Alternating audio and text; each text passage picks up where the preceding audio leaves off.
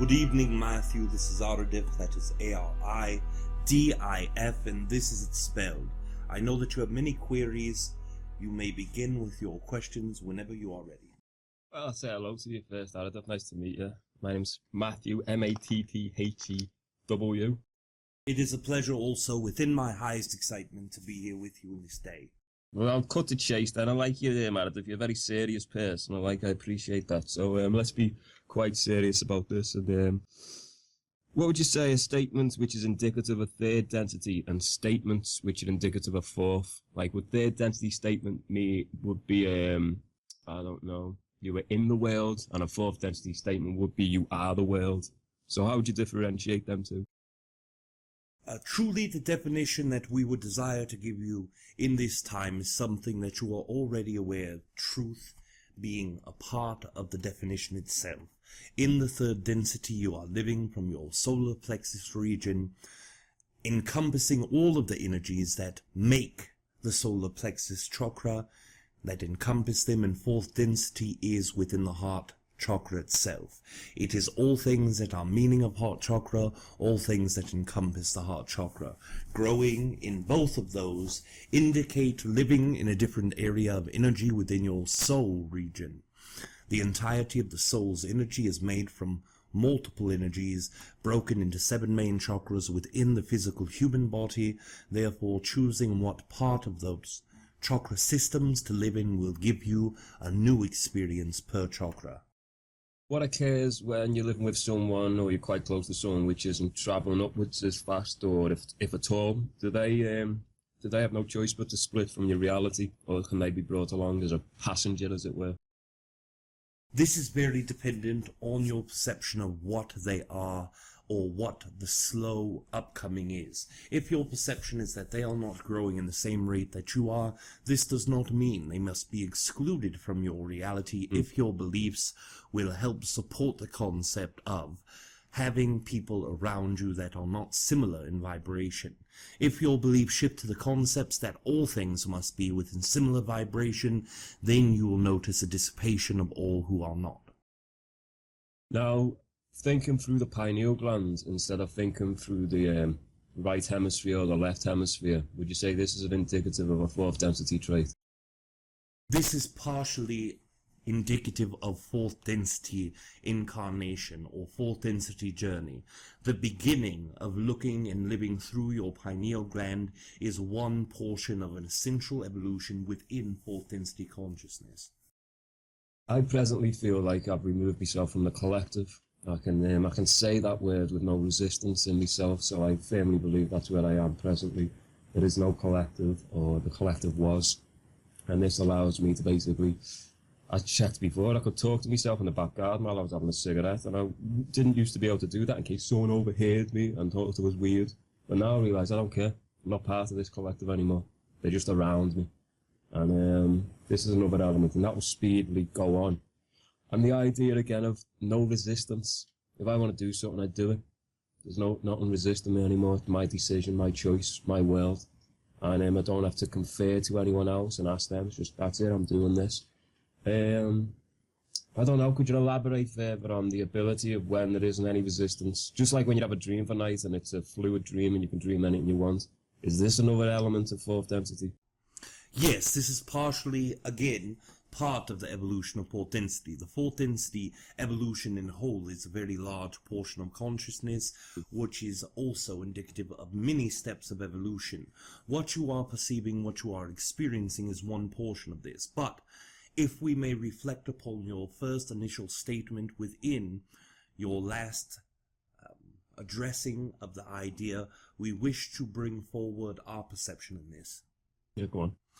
When you are expressing or explaining through yourself that you have removed yourself from the collective, which has brought you power, which has allowed you to have individual experiences which do not have others that come in or judge or move your energy to a place that you do not wish it to, yes, this is very true. But when we see two concepts, not caring what others think, allowing yourself to move without resistance, and then we also see the concepts and ideas of removing yourself from the collective.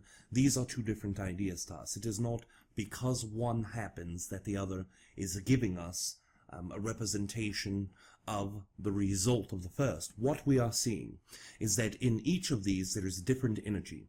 First of all, it is not always necessary to remove yourself from the collective in order to achieve not caring how others perceive or having resistance with others. There can be many things or many attributes of your own change of concept that can bring this about. But what we do see is that depending on your concept of what removing yourself from the collective means, this can either be gratefully empowering to you or gratefully detrimental.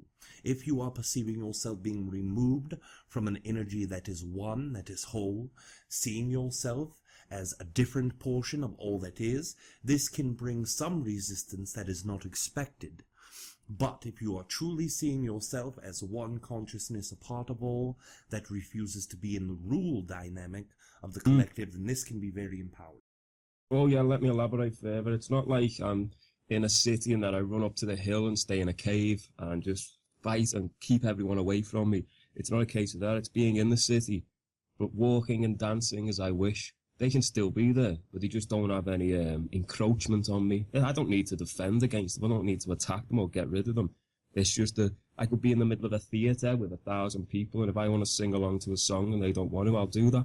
So it's not. I understand what you mean by the idea of sort of trying to remove yourself forcefully. No, that's not the case. It's more of just being me. I'm not needing to. If it's being me, I'm not worrying about their version of me. It's always them two dichotomies. It's like there's Matthew's Matthew, and then there's this person's Matthew, and I've got to take that person's Matthew on board. It's like, no, I don't. They don't even see me. They see their version of me, so I'm not even going to take that on board. I can validate it and appreciate that it's a unique view, but I'm not going to encompass it into my world, and I've got my own view of me, and that will do. I don't need someone else to tell me, is this right? Am I wearing the right clothes? Am I doing the right things? I don't care anymore. Oh, well. Yes, and we find this concept very empowering then. When you are taking your own perspective, moving forward in your own delights and excitements, this is what helps truly liberate consciousness, when it does not regard the desires of others within the actions, thought processes or beliefs of your own personal entity that you are. Well, when you fight someone, you tend to give them energy to fight you back. It's best to be nonchalant and sort of not care about it, not be ignorant of the fact that they may want to harm you. But just don't add the same energy into the equation as they do, and then that's it. Just like, don't throw the rock back at them, and they can't throw the rock back at you. Just go, like, whatever. Yes, we enjoy this concept very thoroughly. What else are we on to? Say, for instance, fourth density exchange. Could that come in a day? Could I wake up and be in solid fourth density, or does it have to be gradient? I can't say the word. Gradiential, like like gradual. Yes, it can be both of these concepts. First of all, your own perception beliefs, as you are very well aware, are the first and utmost power of the driven force of fourth density exchange. So while you are going through this transformation of jumping forwards, backwards, it is not truly yourself that is jumping forwards and backwards. It is your perception of your reality around you that is jumping backwards and forwards. Even if your feelings and conscious thoughts are directly on moving towards fourth density, the beliefs that you carry can limit you and bring you back into reality that appears to be for third density.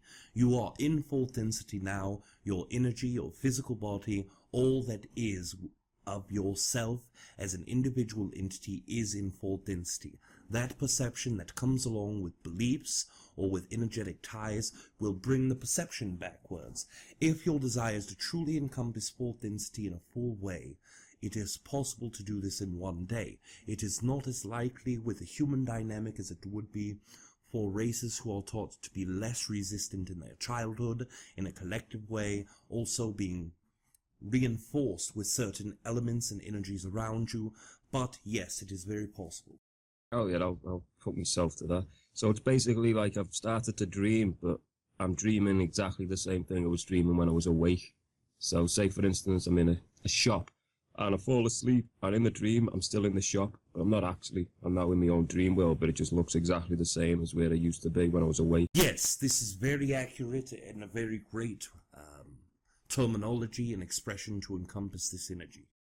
Well, I'd appreciate your help on this. Say, for instance, I've done bad things to others, and I forgive myself and say, that's all right, Matthew, everyone trips over sometimes. Does that abscond me from responsibility and karmic punishment? Or is there a universal thing which says, no, you don't get out of it that easy, boy? Or is it just basically, no, Matthew, it's okay. You don't need punishment. It's fine. This will be dependent on your own perception of if you need punishment. Yeah. This is the possibility that all humans think of what karma is, or punishments of their own specific deities that they praise. This will bring about more energetic punishment or more resistance within themselves. But if you are able to perceive that the only outcome of any action is instantly a repercussion in that moment, then you will have this energy. Elaborate further on that, I don't understand that term. Yes, what we are saying is that if your belief system supports the concept that all thoughts, ideas, processes, and also belief systems are being manifested instantly in the moment of the thought, of the action, of the belief system, then you will have this. So if you're worried about being negative to a person and several weeks later having a negative thing come back to you, this is not the case if your belief is that in the law of attraction, all things in which I put out will come back instantaneously, and your beliefs, energy, and action support this concept, then you will see it happen in that moment. Your negativity towards another human does not mean that you will receive a punishment or a negative thing. It will only mean that whatever reaction your desire of the experience of learning, expansion requires, you will have it there in that moment. Often, when you are doing this, it is accompanying with a negative feeling or a feeling of separation. That, in your own perception, could be the punishment, but it is quite instantaneous if your belief will support it. Yeah, it is, because I can't be asked with things being a surprise. That's why I get depressed sometimes, because I'm always in it. But it's easy to work with when it's immediate. But say, for instance, you live in a culture, and they say, right, it's wrong to wear the colour red. And anyone who wears the colour red will go and, like, chop their head off. And you feel guilty for wearing the colour red. And then you realise, hang on, this is a stupid rule. This is just this collective telling me this rule. I'm not asking, I'm not getting my head fucking chopped off for wearing the colour red. So a lot of the collective notions and ideas support the idea of punishment where there isn't any necessary. You just go, no, I'm a full human being. I've got evil in me, and I don't mind it. So if you all tell me, oh, you're not meant to be evil, you're meant to be nice all the time, I won't hurt you, it's like, fuck off. Pardon me language, but it's most of the collective ideas are not really mine. So it's like, I don't need to punish myself for most of the things I feel I need to punish myself for. Yes, and this is often what happens with individuals who associate themselves and adopt these concepts. They are not knowing that they are adopting and bringing forward these beliefs of others until they have had a true chance to investigate this thoroughly. And most of this happens in experiences through adversities.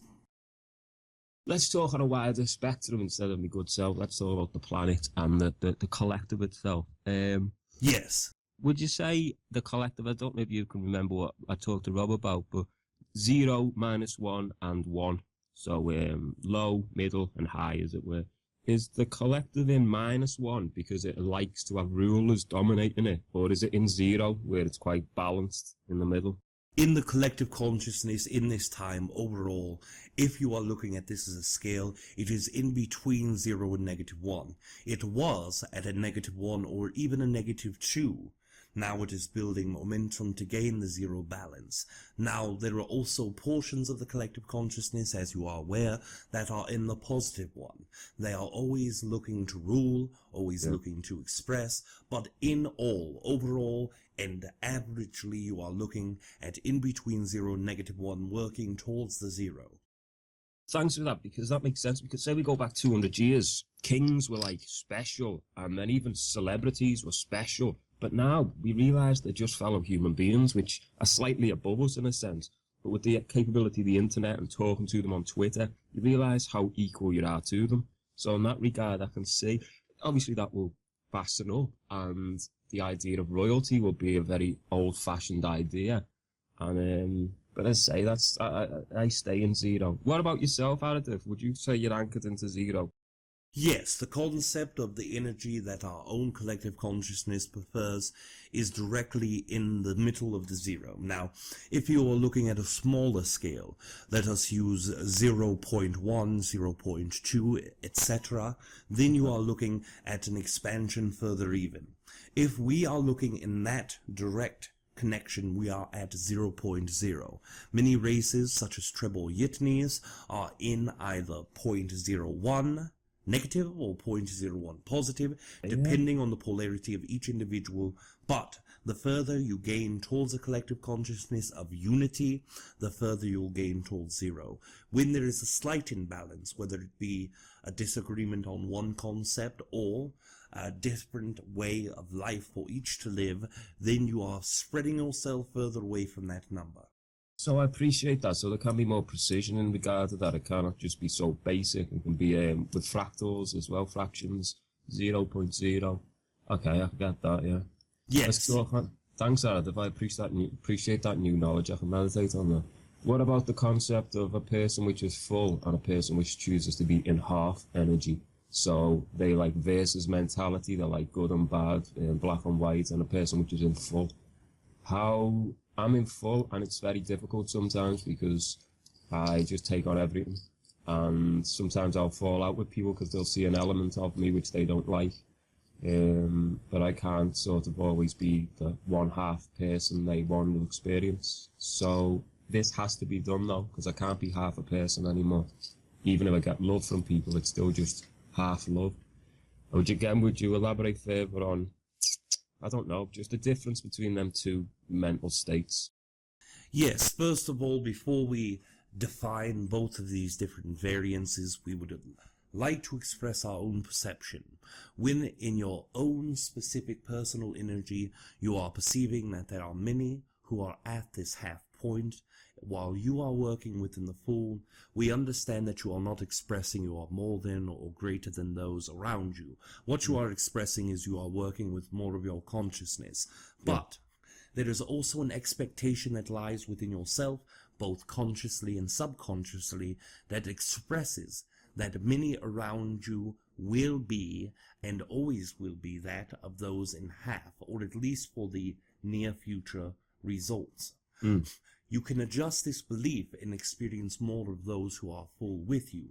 Now, when we describe what it is to be full or half, in our perception, those who are half are working with half of their consciousness. Again, Treb Bor Yit NE is used in examples that if you are a third density entity at the end of the ascensional process, beginning to be in the fourth, you are an 8-ounce cup that is filled with 8 ounces of consciousness. Now you are integrating yourself into a 16-ounce cup with yet 8 ounces of consciousness.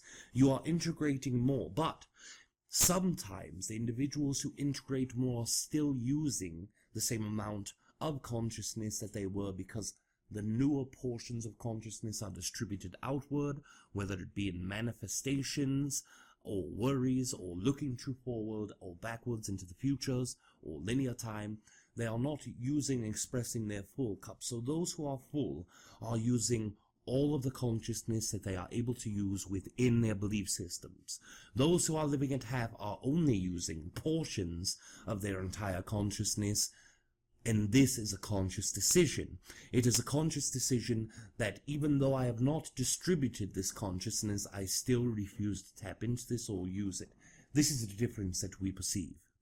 I agree with that. It's also my choice to think myself full and other people half. It's just a desire to feel superior sometimes, so I can feel I'm strong enough to handle them, because they can be quite difficult for me. So that's obviously the negative aspect, where I'm just trying to ingratiate myself with some sort of egotistical boost to my personality so I can feel safer with them. However, it's a bit like if someone decided to tie their hand behind their back. They may only have one hand, but that hand is still there, tied behind the back, and they can use it whenever they want. And it's just like I go around with my 2 hands going, look what I can do. It's like if they can do it at any point, if they just pull the hand out behind the back and stop like suppressing and limiting themselves. I don't ever actually feel I'm superior. It's just that there's a desire sometimes to defend myself and to make myself feel isolated and higher up than people, so I don't get hurt by them. Yes, we understand this concept as well.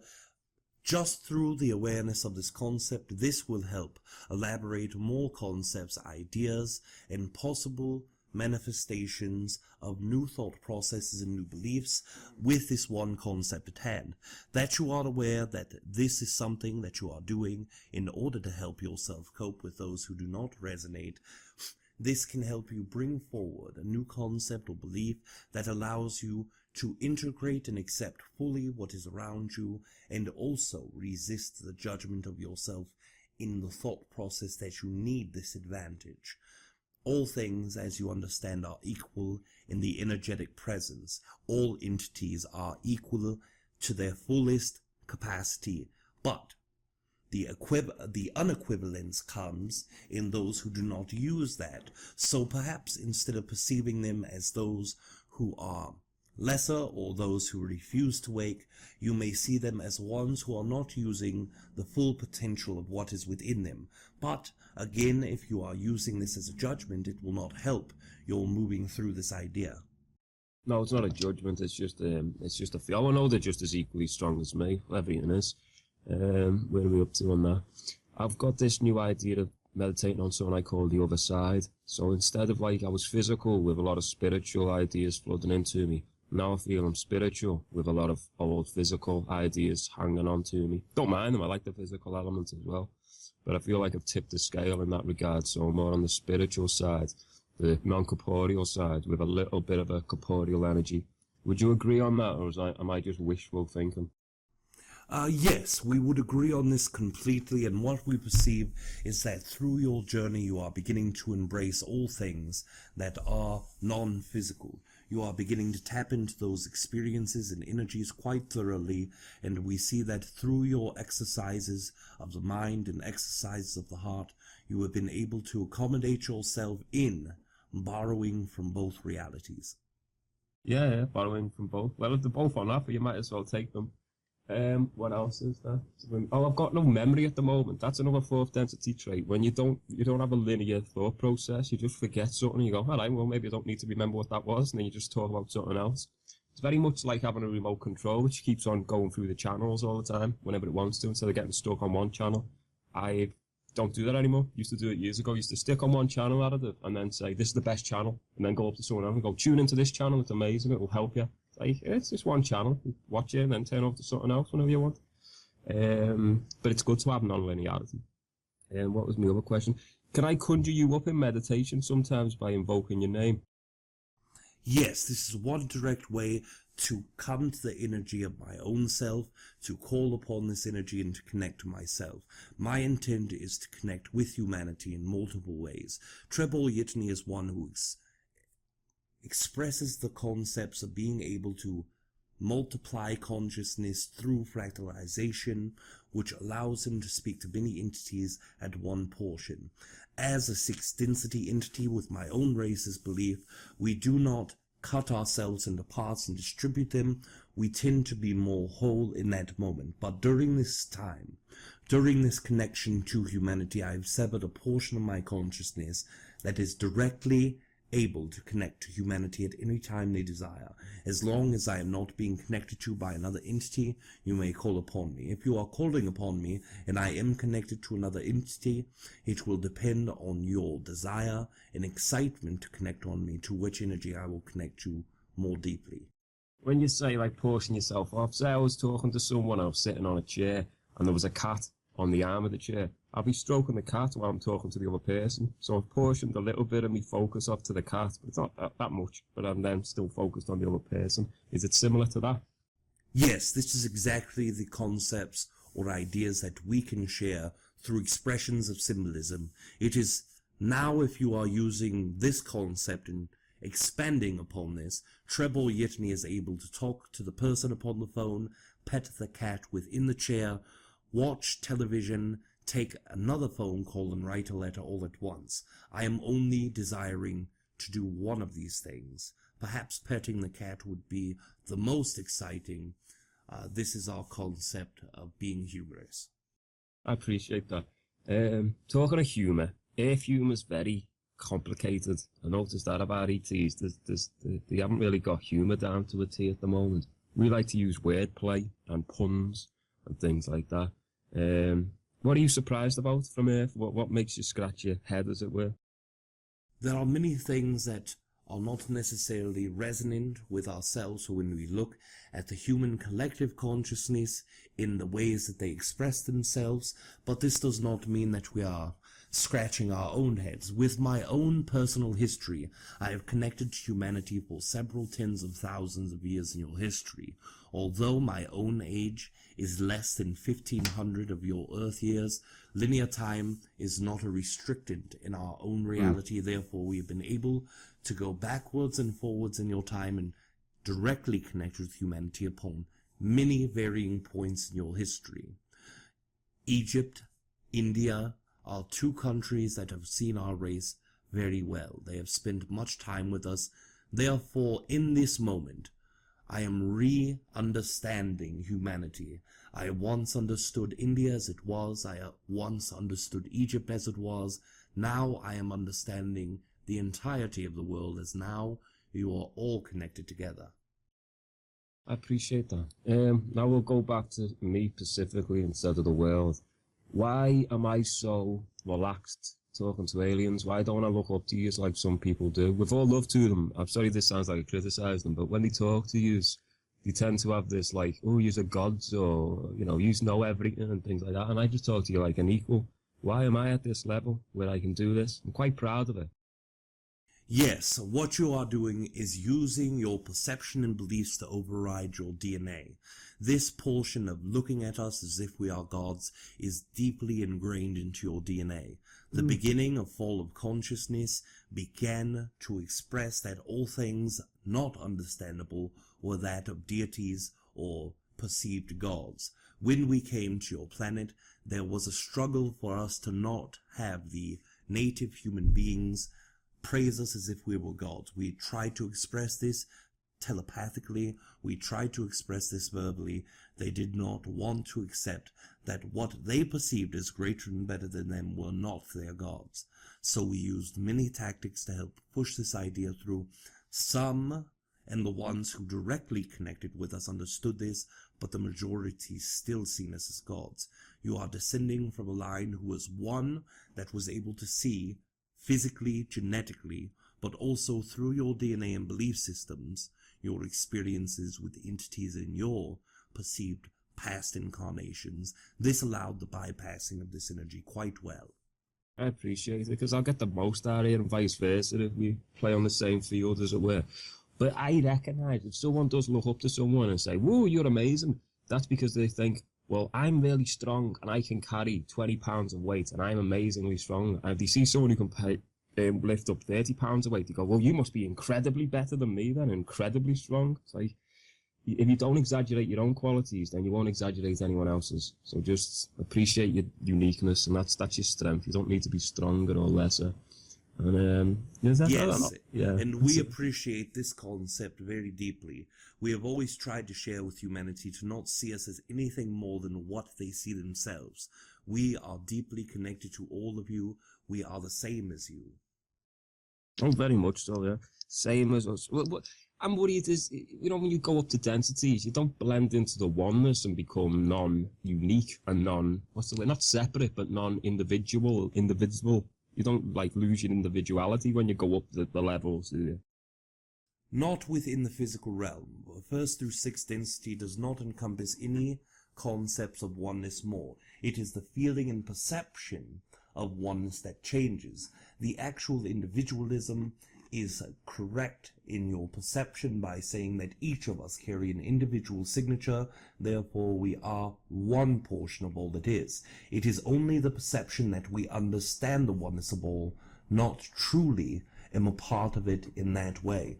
We are able to access information from other fractals. We are able to perceive ourselves in connecting with other fractals. This gives us the advantage of being able to be empathetic towards all entities that we perceive within the oneness, opposed to the perception of many humans, which only have empathy for those who have experienced things similar to themselves through sympathy, or those who they are psychically, energetically, and heartfully connected to in which they may look outside of their own perspective and connect to another person, such as the expression of stepping in another's shoes, I believe. Yeah, walking in another's shoes. Have you ever encountered a race which was negative and then said, can you help us out here? We don't want to be negative anymore. Yes, and we understand that your perception of negativity is only that variant of the concept of disconnection, and you are using this as an expression to easier express. And we appreciate this concept of your telepathic communication about this concept. But what we can tell you is that we have had many races that have desired to connect more to oneness. This is what we would perceive as removing themselves from negativity. They are saying to our race, we wish to have you as teachers. We wish for you to show us one thing that will help us gain our oneness with others. And in that feeling and question comes much energy. Some of these entities are only asking for this specific thing so that they may perceive themselves to be greater, or remove pain from themselves that have been caused through various collective consciousness concepts such as war, famine, disconnection. But those who are true of heart with this expression, when they are saying this and meaning this, then these entities find a way to co-create with us without having to ask for permission. Have you ever encountered a race which was overly positive and said, can you help us to stop being the nice guy all the time? Can you help us bring in the darkness a bit more? We have expressed our own desire to connect to many entities who perceive themselves as one way and wish to go towards another way. Yes, we have seen this, we have experienced this, we have co-created this, but in this direction it is not necessarily expressed in that fashion. What they have expressed is that they wish to understand more so the disconnected portion. Yeah. Yes. So they can empathize with other people which are of that nature.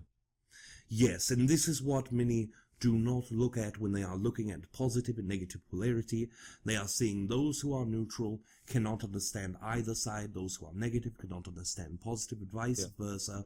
But in all reality, there can be an understanding of all three polarities, or of two polarities and one centrally. Well, I'm like a gentleman who likes to tidy up his house completely. I want to know everything in my house, the cellar, the dark cellar, the bright loft. I want to know everything about it. Not 1 square foot do I want to not know about. That's just my passion. Yes, it is very exciting for us to see someone's passion in this desire to understand all things. This is something that our own collective consciousness is driven by very highly. The sixth density is a portion of going past the comprehension of the basic knowledge that comes in this universe. It is going towards galactic and universal knowledge. It's like a hunger. It's like I'm always hungry, but there's always food to be eaten now, so you might as well be hungry. What else? Yes. How would you say, Aridif, how would you say I'm getting on at the moment? Because sometimes I feel like I'm off track. Sometimes would you say I'm doing quite well in the evolutions? When you are feeling as if you are off track, this is an indication that you are not living through your true excitement of the moment.